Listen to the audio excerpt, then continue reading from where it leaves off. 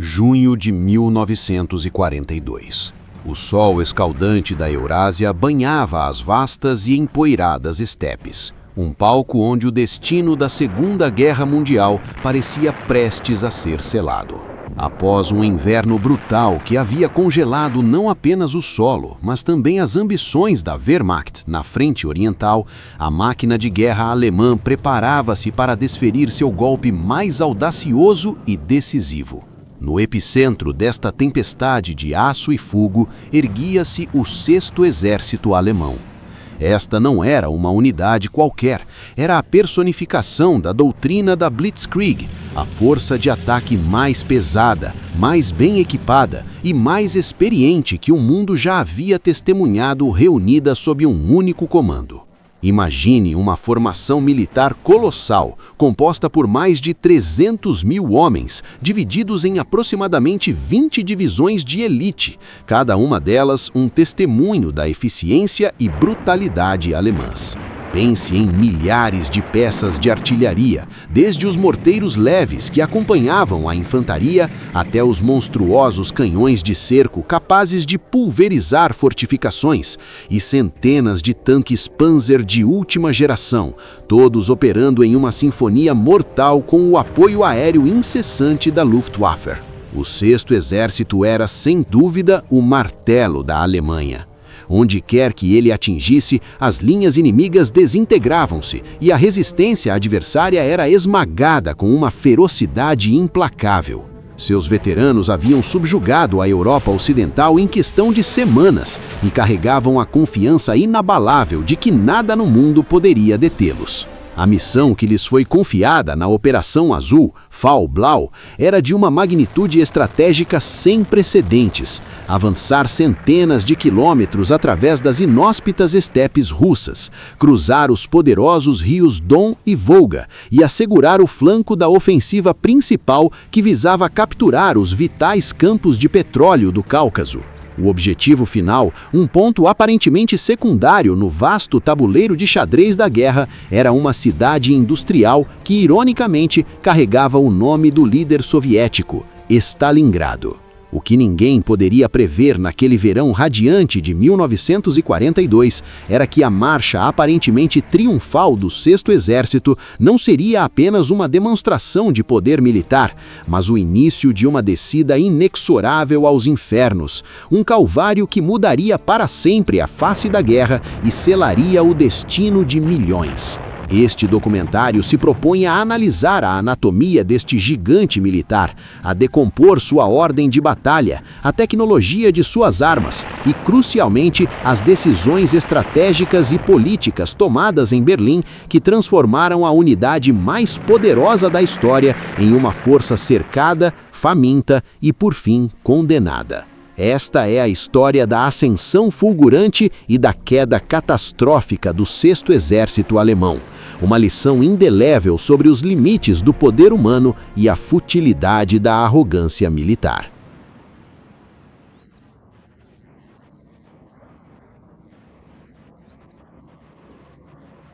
Para compreender a magnitude do poder e da eficácia do 6º Exército, é fundamental recuar no tempo e analisar sua gênese. Esta unidade não surgiu do nada. Ela foi o ápice de décadas de evolução na doutrina militar alemã, um reflexo da busca incessante por inovação e superioridade tática. O exército alemão, e o 6º Exército em particular, operava sob o revolucionário conceito de Auftragstaktik, ou tática de missão. Ao contrário dos exércitos tradicionais da época, onde os soldados e oficiais de baixo escalão esperavam por ordens detalhadas e rígidas, a Auftragstaktik empoderava os comandantes no campo de batalha. Oficiais e sargentos do 6º Exército eram treinados para agir por iniciativa própria, compreendendo a intenção geral da missão e adaptando-se rapidamente às circunstâncias mutáveis do combate. Se um comandante de companhia avistasse uma abertura inesperada na linha inimiga, ele não pedia autorização. Ele atacava, explorando a vulnerabilidade antes que o inimigo pudesse reagir.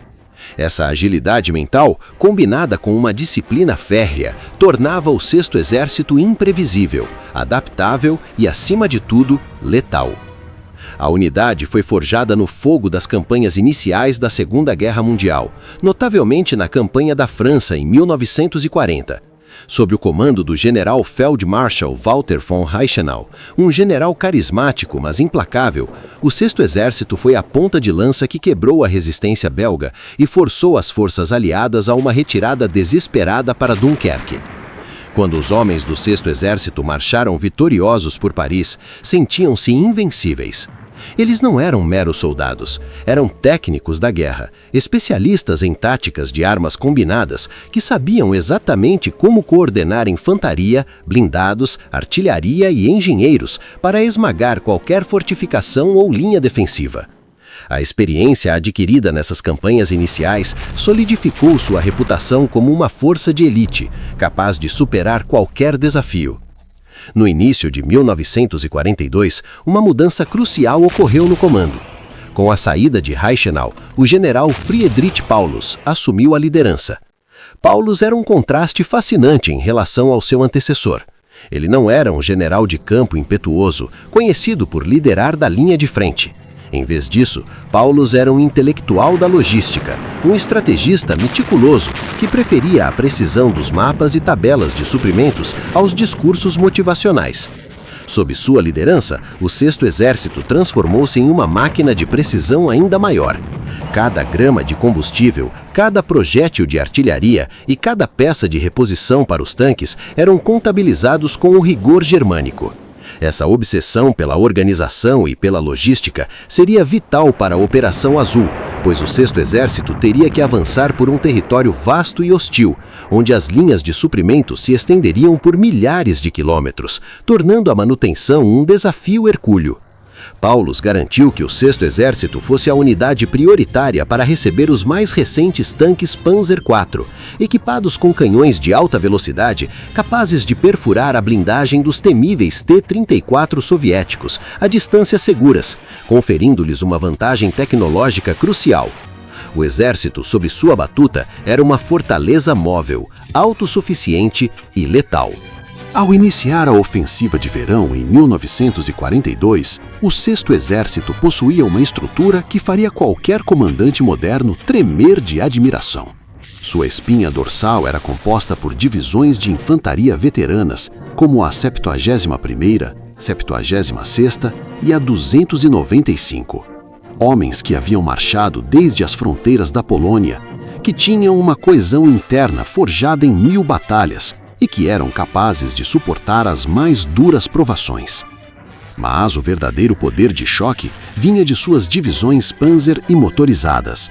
Unidades como a 14ª Divisão Panzer e a 24ª Divisão Panzer eram as marretas de Paulus, capazes de romper as defesas inimigas com velocidade e força avassaladoras. Estas unidades não possuíam apenas tanques, elas eram complementadas por infantaria mecanizada em semi-lagartas Hanomag, permitindo que os soldados acompanhassem a velocidade dos blindados, e contavam com o apoio orgânico de batalhões de canhões de assalto Stug 3, que forneciam apoio de fogo direto à infantaria em ambientes urbanos e rurais. Para completar este quadro de poder, havia o suporte aéreo da Luftwaffe. O 4º Corpo Aéreo, sob o comando do general Wolfram von Richthofen, estava permanentemente atribuído para apoiar o avanço de Paulus. Bombardeiros de mergulho Stuka atuavam como artilharia aérea, destruindo ninhos de metralhadoras e tanques inimigos antes mesmo de os granadeiros alemães entrarem em contato. No papel e no terreno, em junho de 1942, o 6º Exército era o ápice da eficácia militar humana. A elite da Wehrmacht, pronta para desferir o golpe que, acreditavam eles, encerraria a resistência no leste de uma vez por todas.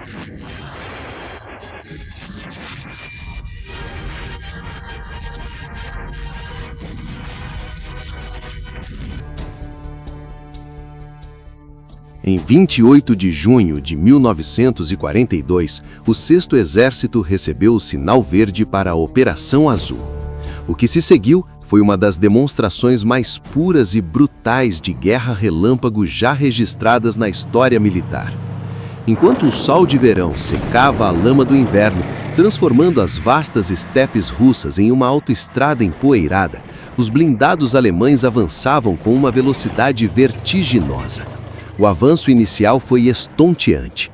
Em poucos dias, o 6º Exército rompeu as defesas soviéticas, que ainda se recuperavam das perdas do ano anterior, e começou a realizar cercos massivos, aprisionando milhares de soldados inimigos. A tática era devastadora. Os tanques Panzer avançavam pelas laterais, evitando os pontos fortes de resistência e penetrando profundamente na retaguarda soviética, enquanto a infantaria motorizada isolava as unidades inimigas, que eram então sistematicamente destruídas ou forçadas à rendição. Milhares de soldados soviéticos eram capturados ou dispersos em questão de horas, um testemunho da superioridade tática e da coordenação alemã. A poeira levantada pelas colunas motorizadas do 6º Exército era visível a quilômetros de distância, um sinal inconfundível de que o gigante estava a caminho. Os soldados alemães, bronzeados pelo sol da estepe e transbordando de confiança, escreviam cartas para casa, expressando a convicção de que a guerra terminaria antes do Natal. Eles viam o Rio Don como apenas mais um obstáculo geográfico a ser superado, uma etapa intermediária em sua marcha triunfal rumo à vitória final. No entanto, à medida que avançavam, o poder do 6º Exército começou a enfrentar um inimigo silencioso, mas implacável: a geografia e a vastidão do território russo. As estradas, que já eram precárias, desapareciam, transformando-se em meros trilhos de terra que, sob o peso colossal dos tanques e veículos, se desintegravam em pó fino.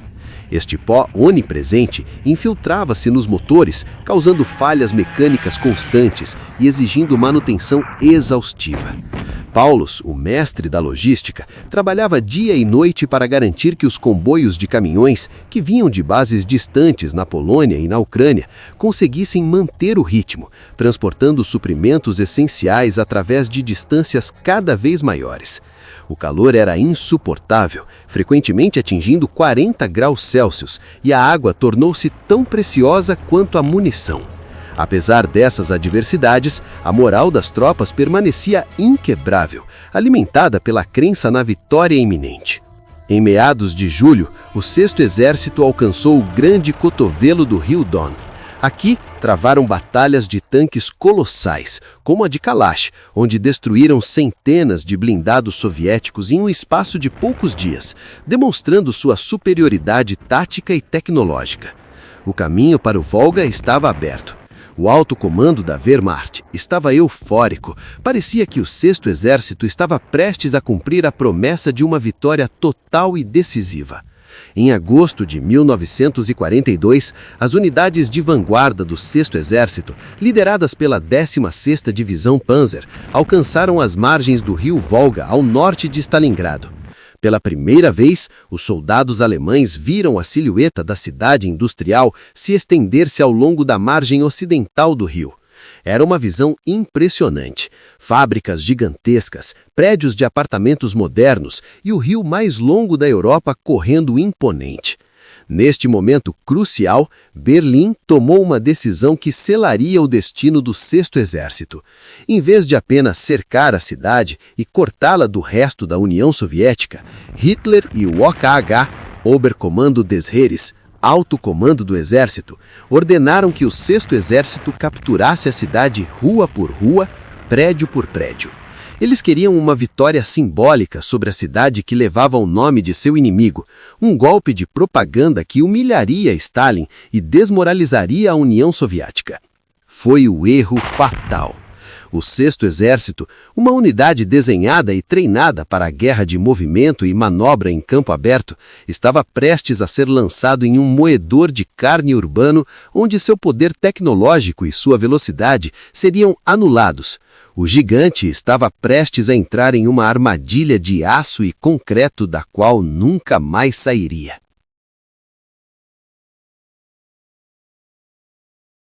Em setembro de 1942, o 6º Exército, a força de elite da Wehrmacht, projetada para a velocidade e o movimento em campo aberto, adentrou os limites urbanos de Stalingrado. Foi aqui que a eficácia militar alemã encontrou seu antídoto mais brutal e inesperado. O general soviético Vassili Chuikov, comandante do 62º Exército Soviético, compreendeu que para anular a superioridade tecnológica alemã e o apoio aéreo esmagador da Luftwaffe, ele precisava adotar uma tática radical: abraçar o inimigo. Ele ordenou que suas tropas se mantivessem a poucos metros das linhas alemãs, em um combate corpo a corpo constante. Esta tática engenhosa neutralizou a artilharia e os bombardeiros alemães, pois qualquer ataque aéreo ou de artilharia corria o risco de atingir suas próprias posições e homens. O que se seguiu foi a infame Rattenkrieg, ou Guerra de Ratos.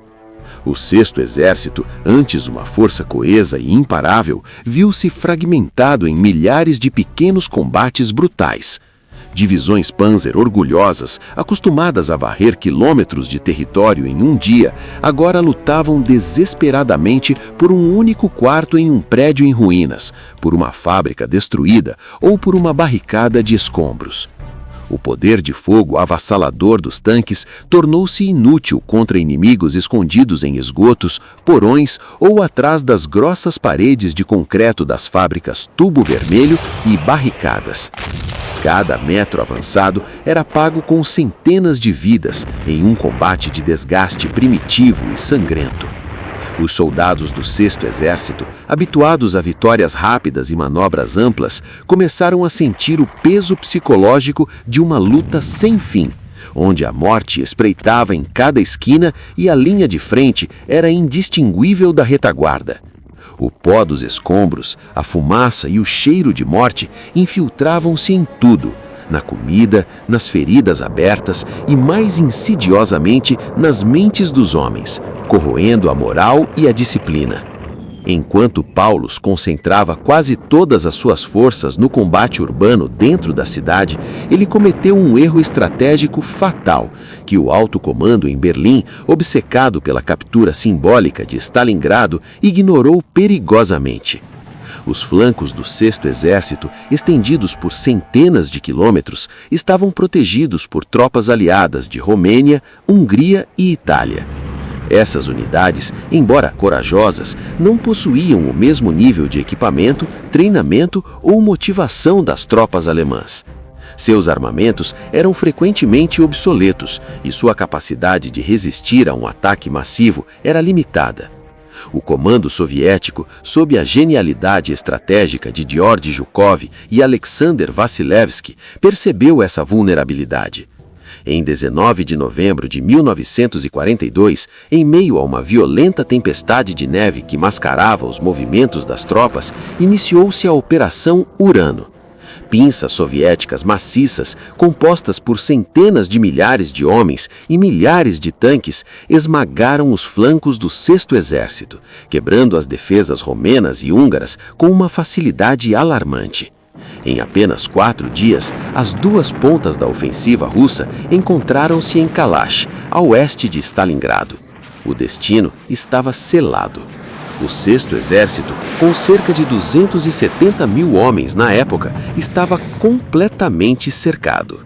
Hitler, em sua teimosia e desconexão com a realidade do campo de batalha, ordenou que Paulus não tentasse romper o cerco.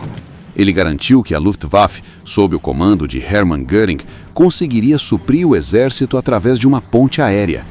Foi a promessa mais fatal da guerra. O 6º Exército precisava de um mínimo de 750 toneladas de suprimentos por dia para sobreviver e continuar lutando. A força aérea, sob ataques constantes dos caças soviéticos e em condições climáticas adversas, raramente conseguia entregar mais de 100 toneladas. A unidade mais poderosa da Alemanha estava agora presa em uma armadilha gelada, sem combustível para seus veículos, sem munição suficiente para seus canhões e, o mais grave, sem comida. Dezembro e janeiro transformaram o caldeirão de Stalingrado em um cenário de horror gótico. As temperaturas caíram para 30 graus Celsius, 40 graus Celsius e até 50 graus Celsius abaixo de zero. Os cavalos do exército que antes puxavam a artilharia foram abatidos e comidos. Depois, os homens começaram a morrer de inanição, de tifo, de disenteria e de congelamento. O Sexto Exército, que meses antes desfilava com uniformes impecáveis, era agora uma massa de espectros envoltos em trapos e cobertores roubados, com os rostos encovados pela fome e os membros congelados. A resistência continuava apenas por uma disciplina férrea, pelo medo do que aconteceria se rendessem e pela esperança vã de um resgate que nunca viria. Paulus, em um estado de colapso nervoso e físico, continuava a seguir as ordens insanas de Berlim de lutar até o último homem. Em janeiro de 1943, os soviéticos lançaram mais uma ofensiva, a Operação Anel Koltso, reduzindo sistematicamente o perímetro do cerco. O aeroporto de Pitomanik, a última esperança de evacuação para os feridos e de recebimento de suprimentos, caiu. Num último gesto de cinismo e crueldade, Hitler promoveu Paulus a general-feldmarschall, marechal de campo, no dia 30 de janeiro de 1943. A mensagem era clara: nenhum marechal de campo alemão jamais havia se rendido vivo. Esperava-se que Paulus cometesse suicídio. Paulus, no entanto, declarou que não tinha a intenção de se matar por aquele cabo austríaco e, no dia seguinte, rendeu o que restava de seu quartel-general no armazém Unimag. A rendição final do Sexto Exército ocorreu em 2 de fevereiro de 1943. O mundo ficou em choque. A unidade, que era o símbolo da invencibilidade alemã, tinha deixado de existir. Dos cerca de 270 mil homens que foram cercados em novembro de 1942, apenas 91 mil foram levados para o cativeiro soviético. Destes, após anos de trabalhos forçados, doenças e privação nos campos de prisioneiros soviéticos, apenas cerca de 6 mil voltariam para casa na década de 1950. O Sexto Exército não foi derrotado apenas por um inimigo superior em números ou por um inverno rigoroso. Foi derrotado pela sua própria arrogância, pela subestimação do inimigo e, crucialmente, por uma liderança política que tratou seus melhores soldados como peças descartáveis em um jogo de ego e megalomania. Eles foram a unidade mais poderosa que a Alemanha já teve, o ápice da técnica e da bravura militar, mas terminaram como um aviso histórico sombrio sobre os limites do poder humano diante da natureza implacável e da resistência desesperada de um povo. Hoje, as estepes geladas de Stalingrado guardam os restos mortais de centenas de milhares de homens. O Sexto Exército tornou-se um mito, uma lição de como a glória mais brilhante pode ser engolida pela escuridão mais profunda em questão de meses. Sua história é o testemunho final de que, na guerra, o poder absoluto sem sabedoria estratégica é apenas o caminho mais rápido para o esquecimento e a aniquilação.